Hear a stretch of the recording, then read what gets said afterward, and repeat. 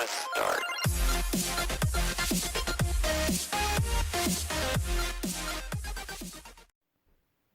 Hey boys and girls, and welcome back to Storytime with Mr. S. We have been reading Here's Hank, There is a Zombie in My Bathtub.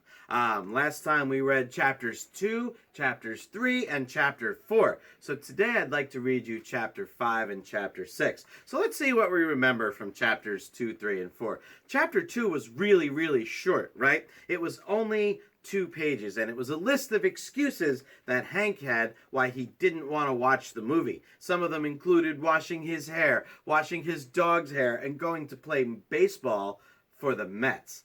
Those are some good excuses, but it didn't help. He still had to watch the movie. And then we found out in chapter 3, not only did he have to watch a scary movie, but he had to watch it with the school bully, whose father wanted to drop him off to hang out with him. It was kind of nice that he was willing to hang out with him, but he really didn't want to. And that bully sure made things a little difficult for Hank and his buddies. Then we found out in chapter 4 that Hank had had a terrible nightmare. Do you remember what it was? He was on the beach. Remember, he was building a sandcastle, and he saw zombies come up out of the water and hold him down with their slimy octopus tentacles. Pretty frightening stuff. So we're going to pick up on chapter 5. When we left off at the very end of chapter 4, Hank was having a really hard time going to sleep. Did you ever have a hard time going to sleep? Sometimes I do, especially on Sunday night when I gotta wake up early for school the next day. Sometimes I have a tough time falling asleep. So Hank was lying there afraid of zombies, and his buddy was sleeping over, and he was fine. He didn't have any nightmares. So we're going to see what happens here. Here we go. This is chapter 5. I must have eventually fallen asleep, because when I opened my eyes, it was light out. I checked my room to make sure that it was zombie-free. Everything was in its place. Well, except for Frankie. His sleeping bag was empty. Oh no! Did zombies get him instead of me? I jumped out of bed and I called his name. Frankie! Frankie! But there was no answer. Slowly, I tiptoed across the carpet. The movie last night said that zombies were attracted to loud noises, so I wanted to be extra special quiet. I opened the door to my room and I looked down the hall. Whew! It was empty. I counted to 3 and I ran as fast as I could to the bathroom. I breathed a sigh of relief. Hank, I whispered to myself, your imagination has gone wild. This is not a movie, this is real life, and you're in your real bathroom with real toothpaste and a real shower curtain that I'm just gonna check again real quick now. I grabbed the curtain and pulled it all the way to the side. Ah! I screamed at the top of my lungs. There, in my very real bathtub, was a very real zombie. His face was green, his lips were green, and his body was covered in torn rags. He let out a long, low moan. Hank, he groaned over and over. Hank. I almost jumped out of my pajamas without even unbuttoning them. I opened my mouth to scream, but nothing came out. Well, something came out. It was a little chunk of last night's dinner. I wasn't going to stay around long enough to clean it up. I turned on my heels and bolted for the door. Hey, Zip, a familiar voice said. Hey, it's just me, Frankie. Frankie, I wheeled around to look at him. Did they get you? Did they get you too? Are you a zombie now? Frankie laughed and stood up in the bathtub. It's just me in my Halloween costume, man, he answered. I had it in my bag, so I thought I'd test it out for trick-or-treating tonight. It looks like it worked good. I wanted to tell Frankie that his little test had scared me so much my whole forehead had broken out in a cold sweat. But I was a little ashamed to admit that the zombie movie had gotten to me. Tell the truth, Frankie said, climbing out of the bathtub. I had you believing that I was a real zombie, didn't I? No way, I said, using my coolest voice. I knew it was you all along. I heard small feet stomping down the hall. Then a hiss. It could only be Emily. No one else in my family walks like an elephant and wears a hissing iguana around her neck like a scarf. "Hi, Frankie," she said as she came into the bathroom, not even blinking at his zombie costume. Wait a minute, Emily is younger than me, and she wasn't scared for one single second by Frankie's zombiness. What is wrong with me? "Hank, Papa Pete's on the phone for you," Emily said. "He wants to make a plan for today, although I don't get why anyone would want to spend the day with you. I'd rather spend the day with a banana peel." That was such a weird thing to say.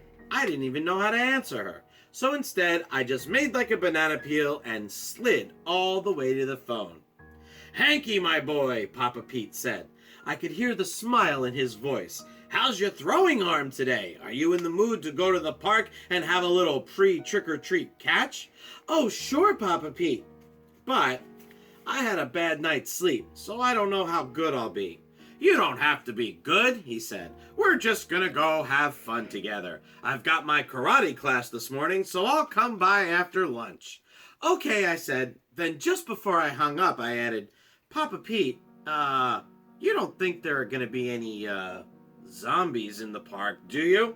"Zombies?" He sounded surprised at my question. "Yeah, like, the living dead kind of zombies. The ones whose faces are hanging off their chins." "Oh, those zombies," he said with a little laugh. "Well, you never know. There might be one or two around. But if we don't yell, they won't bother us. I hear they're attracted to noise." I hung up the phone and gulped. I think Papa Pete was kidding, but then again, he did say, "You never know."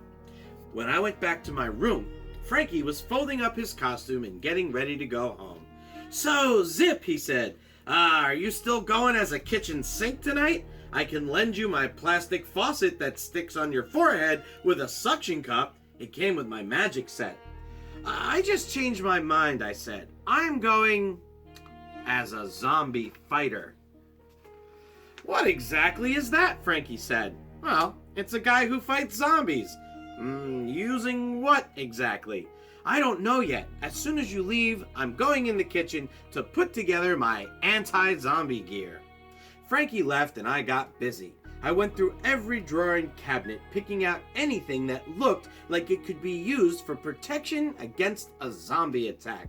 An egg beater, a couple of wooden spoons, a clump of garlic to wear around my neck, a frying pan. I used the belt of my terry cloth robe to hang all the anti-zombie gear around my waist. As a final touch, I wrapped my chest in tinfoil so a zombie couldn't detect my body heat. I checked my costume out in the mirror. If I do say so myself, I thought I looked very prepared, and even a little bit scary. A guy most zombies would not want to mess with. Not that there are anything as zombies, of course. They're just made up.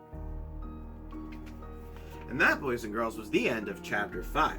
So, we got introduced to Papa Pete. I guess that's Hank's grandfather. And he wants to go have a game of catch out in the park later. But Hank's a little afraid that there might be some zombies around. So we're going to jump right into Chapter 6 and see what happens at the park. So here we go, Chapter 6. After lunch, I threw on my Mets baseball sweatshirt and went downstairs for Papa Pete. I should mention here that I also put on pants and sneakers. I don't want you to think I was standing in the lobby with only a sweatshirt on. Papa Pete arrived with 2 black and white cookies for us, and we set out for Riverside Drive Park. I tucked my baseball glove under my arm while I ate the chocolate part of the cookie first, of course. By the time we reached the park, the only thing left was the icing on my fingers. We found a place in the grass right next to the basketball courts. Papa Pete tossed me the ball and I caught it no problem. It was hard. It wasn't hard because I was really close to him. "Back up, Hanky," he said after a few minutes. "I'm gonna toss you some heat." "Not too fast, Papa Pete," I said, being careful to keep my voice down. "You know my eyes and hands are not always friends." "Why are you whispering?" he asked me. "Oh, no reason," I shrugged. "Hey, this wouldn't have anything to do with, zombies, could it?" He raised one eyebrow. I laughed, but I laughed a little too hard. "Okay, way too hard." "You gotta be kidding me," I said. Papa Pete nodded. I think he knew I was really scared. Papa Pete always knows everything about me. Well, we're here to have fun, so let's do it, he said. Just back up a little more, Hanky. Every couple of throws, you can back up another step.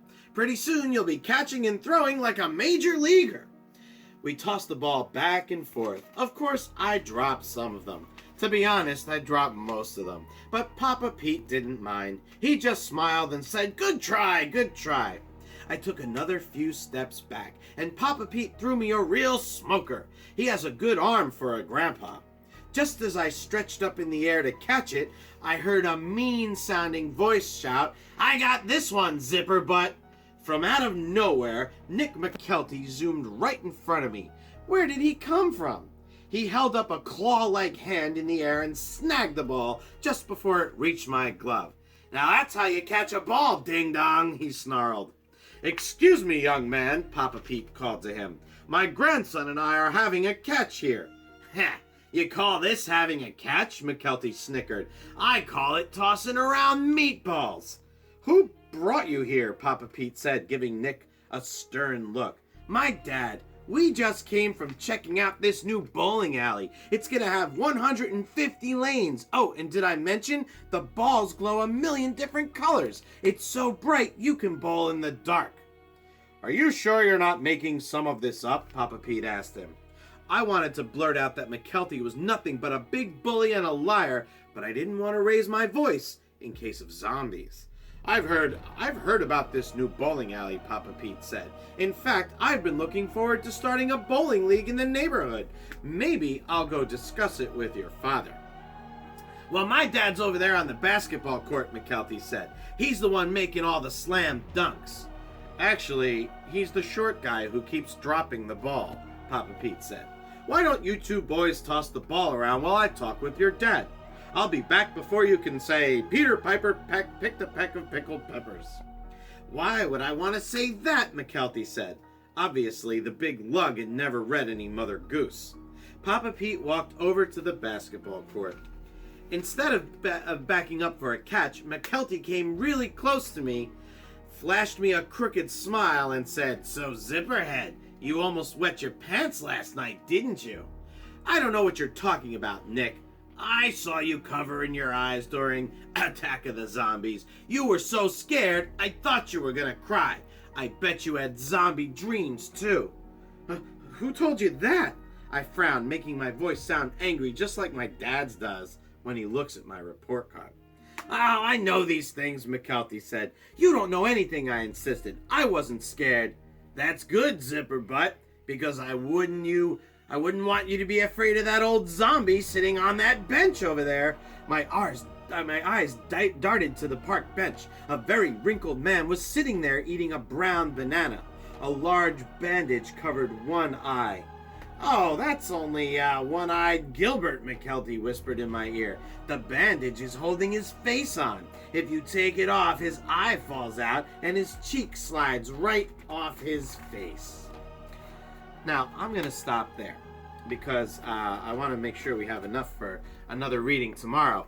Boy, poor Hank, he's got to deal with this McKelty bully all the time. But at least he got to play a little bit of catch with his grandpa. Do you play catch with your grandpas or maybe your grandmas? Sometimes I like to go outside with my kids and throw a ball around, but there usually aren't any zombies sitting on benches when I go out there. So that was chapter 6. That was some of chapter 6 of Hank.